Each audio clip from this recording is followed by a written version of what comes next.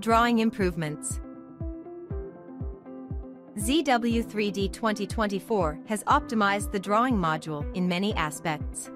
In addition to a significant efficiency increase in the projection of drawing views, group annotations, symbols, whole annotations, and tables have also been improved.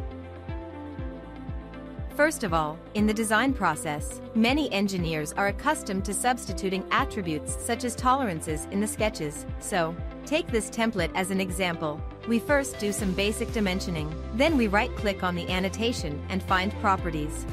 ZW3D 2024 Sketch Annotation attributes add tolerance, replacement unit, decimal places, and other functions.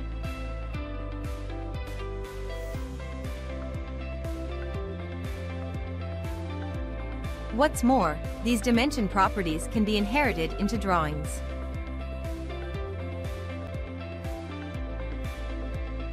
Once we've done the sketch annotations and entered the drawing, we can set up the projection.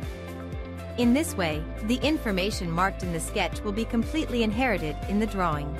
At the same time, we can modify the value, and the information in the engineering drawing will also change at the same time.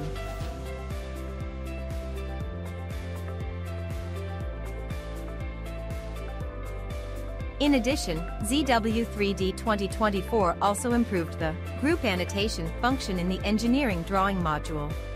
In the command panel of the baseline, continuous, and coordinate three types of annotations, the group annotation option is added, which is used to control the movement of these three annotations in groups, and supports out-of-order annotations, and keeps the annotation values neat.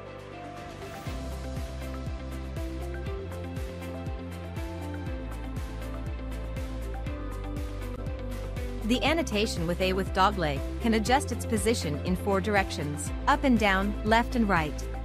You can select multiple coordinate annotations to drag or drop them as a group.